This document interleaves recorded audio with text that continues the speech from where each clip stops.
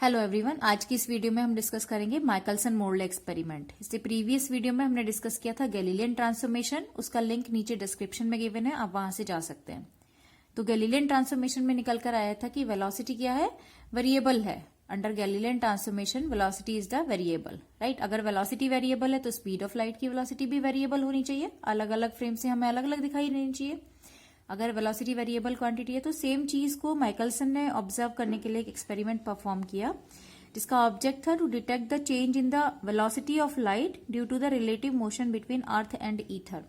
Galilean transformation में भी हमने एस और एस डैश दो फ्रेम यूज किए थे। एस रेस्ट पर था और एस डैश एस के रेस्पेक्ट में कांस्टेंट वेलोसिटी से मूव कर रहा था। तो यहां पे भी वही दो फ्रेम यूज किए गए, ईथर जो कि रेस्ट पर है, राइट, और अर्थ जो कि ईथर के रेस्पेक्ट में कांस्टेंट वेलोसिटी से मूव कर रही है। तो दो फ्रेम ऑफ रेफरेंस यहां पे यूज किए गए, ईथर एंड अर्थ, राइट। तो अर्थ के बारे में सब जानते हैं, कांस्टेंट वेलोसिटी से अर्थ मूव कर रही है। लेकिन अगर हम ईथर की बात करें तो ईथर यहां पे क्या है, ईथर बेसिकली एक हाइपोथेटिकल मीडियम है। जब लाइट की वेव फॉर्म आई थी वहीं पे ईथर को कंसीडर किया गया था कि वेव को प्रोपेगेट होने के लिए किसी मीडियम की जरूरत होती है, राइट। तो क्योंकि लाइट इजीली सब जगह प्रोपेगेट होती है तो ऐसा माना गया था कि ईथर कोई एक ऐसा मीडियम है जो हर जगह मौजूद है, हर जगह है, स्पेस में, वैक्यूम में, सब जगह एक ऐसा मीडियम है जिसके थ्रू लाइट इजीली प्रोपेगेट हो जाती है। क्योंकि वो हमें दिखता नहीं है इसलिए वो इनविजिबल है, मासलेस है, ट्रांसपेरेंट है, स्पीड ऑफ लाइट बहुत ज्यादा होती है। तो उससे ये भी कंसीडर किया गया कि जो ईथर है वो वेरी लो डेंसिटी का है। ईथर की जो प्रॉपर्टीज थी ये थी कि वो रेस्ट पर है, मासलेस है, ट्रांसपेरेंट है और उसकी जो डेंसिटी है वो बहुत कम है। तो ये सारी प्रॉपर्टीज ईथर की थी, जो कि हमारा एक रेस्ट फ्रेम है, राइट। अर्थ के बारे में आप लोग जानते हैं कि अर्थ अपने एक्सिस पर कांस्टेंट वेलोसिटी के साथ मूव करती है। तो इन दोनों फ्रेम के अंदर जो हमारा एपरेटस यूज किया गया वो एपरेटस था, ऑप्टिक्स का एक एपरेटस है जिसमें कि हम इंटरफेरेंस फ्रिंजेस ऑब्जर्व कर सकते हैं। उस एपरेटस में लाइट सोर्स से एक लाइट इंसिडेंट हो रही है, लेंस के थ्रू उसको हम कलेक्ट करते हैं एक सेमी सिल्वर्ड ग्लास प्लेट पर। ये सेमी सिल्वर्ड ग्लास प्लेट है जो कि 45 डिग्री एंगल पर लगी हुई है, इंसिडेंट ऑफ लाइट से 45 डिग्री एंगल पर लगी हुई है। जैसे ये लाइट इस ग्लास प्लेट पर इंसिडेंट होती है, ये दो कंपोनेंट में डिवाइड हो जाती है। ये रिफ्लेक्टेड कंपोनेंट हो गया और ये रिफ्रैक्टेड कंपोनेंट हो गया, राइट। 45 डिग्री एंगल पर लगी है, 45 डिग्री एंगल पर ये प्लेट लगी हुई है, इसलिए ये दोनों कंपोनेंट एक दूसरे के परपेंडिकुलर होते हैं, राइट। जैसे ही ये रिफ्रैक्टेड और रिफ्लेक्टेड लाइट मिरर से इंसिडेंट होती है, ऊपर एक M1 मिरर लगा हुआ है, इधर ये M2 मिरर लगा हुआ है। ये रिफ्लेक्टेड कंपोनेंट M1 से टकराएगी लाइट, रिफ्रैक्टेड M2 से।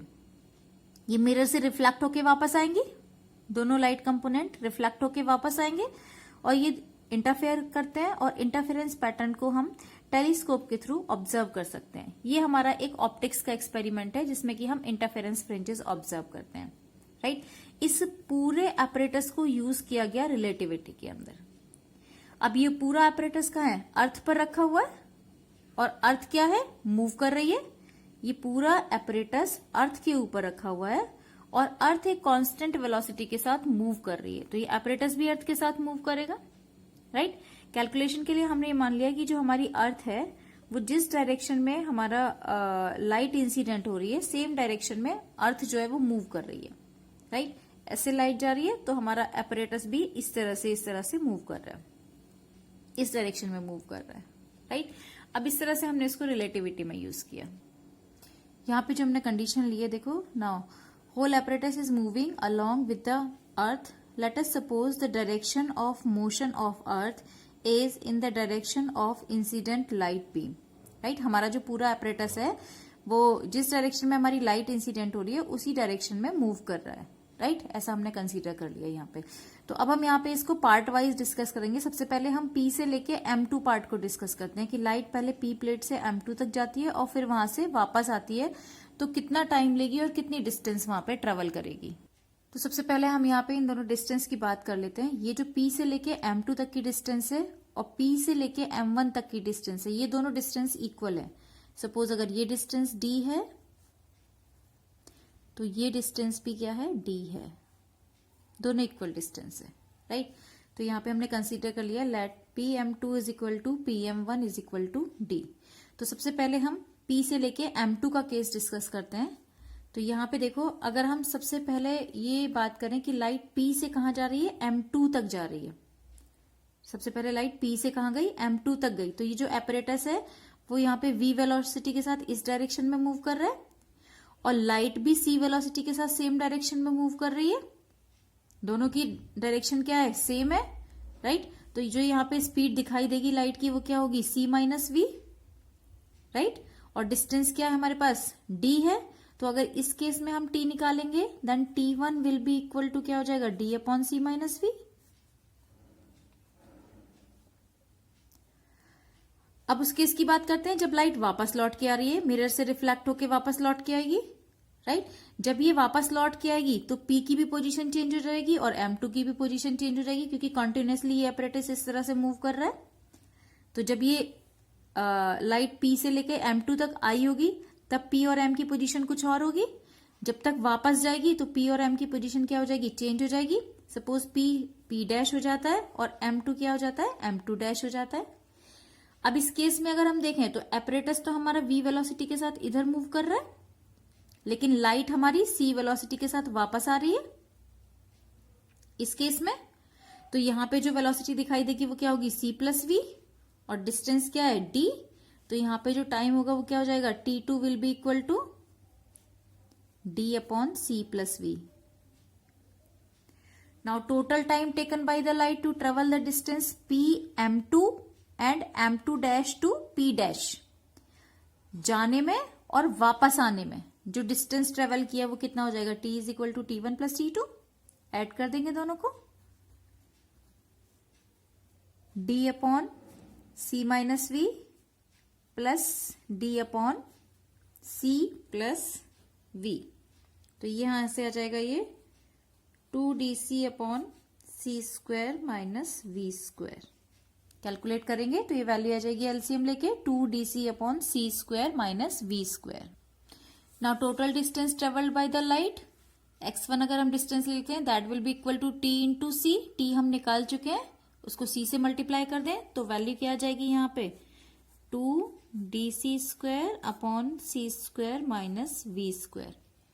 अब यहां से देखो नीचे वाली टर्म से C स्क्वायर हम बाहर कॉमन ले लें तो ये क्या हो जाएगा, 2DC square upon C square 1 minus V square by C square. ये C स्क्वायर से C स्क्वायर क्या हो जाएगा, हमारा कैंसिल हो जाएगा और यहां आ जाएगा हमारे पास 2D 1 minus V square by C square की होल पावर -1। अब हम आगे क्या करेंगे, इसको बायनोमियल थ्योरम से एक्सप्लेन कर देंगे तो ये पावर अंदर मल्टीपल हो जाएगी और जो हायर ऑर्डर टर्म होंगी उनको हम क्या कर देंगे, नेग्लेक्ट कर देंगे। तो हमारे पास ये आ जाएगा 2D 1 plus V square by C square. जो इससे हायर ऑर्डर टर्म होंगे उनको नेग्लेक्ट कर देंगे तो ये टर्म हमारे पास बने।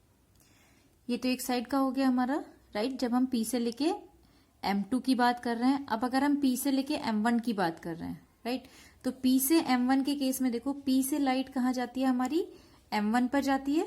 कब जाती है, जबकि हमारा अपरेटस जो है वो रेस्ट पोजीशन पर है, राइट।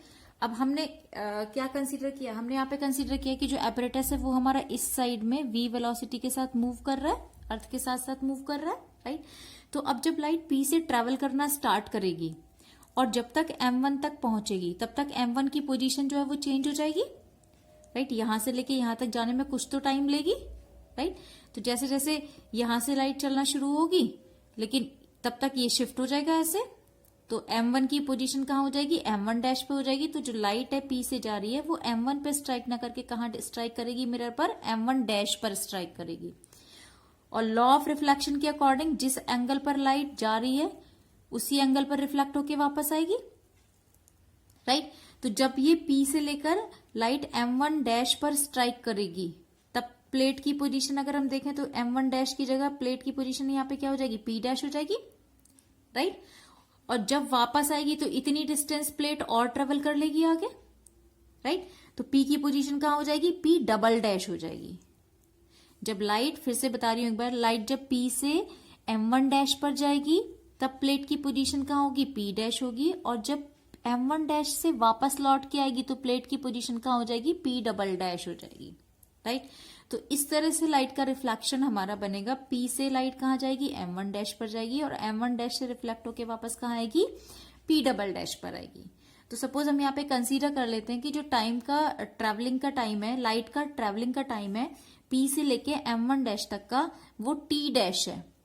P से लेके M1 डैश तक लाइट जाने में T डैश टाइम लेती है, और लाइट की वेलोसिटी C है, तो ये डिस्टेंस क्या हो जाएगी, CT डैश। ये P प्लेट जो है हमारी वो V वेलोसिटी के साथ मूव कर रही है, क्योंकि अपरेटस की वेलोसिटी क्या है हमारी, V है, राइट। तो ये जो डिस्टेंस है वो कितनी हो जाएगी, क्योंकि जितनी देर में लाइट P से लेके M1 डैश तक जाती है उतनी देर में प्लेट P से लेके P डैश पर आ जाती है, राइट। तो ये वाली डिस्टेंस हमारी क्या हो जाएगी, VT डैश। P से लेकर P डैश तक की डिस्टेंस क्या हो जाएगी, VT डैश। ये डिस्टेंस हो गई CT डैश, और ये हमारे पास D है। पाइथागोरस अप्लाई कर सकते हैं यहाँ पे, तो यहाँ पे इस पूरे ट्राइंगल के अंदर हम क्या लगा देंगे, पाइथागोरस थ्योरम। यहाँ पाइथागोरस अप्लाई कर देंगे तो ये आ जाएगा ट्राइंगल PM1 डैश P में PM1 डैश का square will be equal to PP dash का square plus M1 dash P dash का स्क्वायर। इसका पूरा स्क्वायर किसके इक्वल होगा, इसका स्क्वायर प्लस इसका स्क्वायर, राइट। तो CT dash square is equal to VT dash square plus D square. यहाँ से T डैश की वैल्यू निकालेंगे तो T dash is equal to आ जाएगा D upon C square minus V square की होल पावर 1/2। अब यहाँ से फिर से हम C स्क्वायर बाहर कॉमन ले लेंगे, तो D अपॉन C स्क्वायर बाहर आ जाएगा, ये बचेगा हमारे पास 1 minus V square by C square की होल पावर 1/2। और इसको हम लिख सकते हैं D upon C square 1 minus V square by C square की होल पावर माइनस के 1/2। अब यहाँ पे देखो, total time taken by the light to travel the distance P M1 dash and M1 dash to P double dash, यानी कि जाने में और फिर वापस आने में कितना टाइम लिया, तो इस टाइम का डबल हो जाएगा। जितना टाइम जाने में लेगी उतना ही टाइम वापस आने में लेगी, क्योंकि सेम डिस्टेंस है, एंगल भी सेम है। तो लॉ ऑफ रिफ्लेक्शन के अकॉर्डिंग जितना टाइम लाइट जाने में लेगी उतना ही सेम टाइम वापस आने में लेगी। तो इस टाइम को हम क्या कर देंगे, डबल कर देंगे, right. T is equal to क्या हो जाएगा, 2T dash, that will be equal to 2D upon C square 1 plus V square by 2C square. यहाँ पे हमने डायरेक्टली ये टर्म यूज कर लिया है, यहाँ पे फिर से सेम वही स्टेप रिपीट किया है। D upon C square 1 minus V square by C square की होल पावर माइनस 1/2 आई थी, तो पाइथागोरस अप्लाई करेंगे, हायर टर्म को नेग्लेक्ट कर देंगे तो ये प्लस 1/2 हो जाएगा। यहाँ पे बता देती हूँ मैं एक बार, D upon C square 1 plus V square upon 2C square, ये टर्म आ जाएगी। पाइथागोरस बाइनोमियल थ्योरम को अप्लाई करेंगे तो बाइनोमियल थ्योरम को अप्लाई करने पर ये टर्म आ जाएगी, और हायर ऑर्डर टर्म को हम क्या कर देंगे, नेग्लेक्ट कर देंगे। तो इसको हमने यहाँ पे डायरेक्टली यूज कर लिया है। तो T की वैल्यू आ जाएगी 2D upon C square 1 plus V square upon 2C square, right. Total time निकल आया, तो अब टोटल डिस्टेंस निकाल सकते हैं। Total distance travelled by light x2 will be equal to क्या हो जाएगा, c into T. Total time हमारा स्मॉल t से हमने रिप्रेजेंट किया है, और लाइट की जो वेलोसिटी है वो क्या है, c है।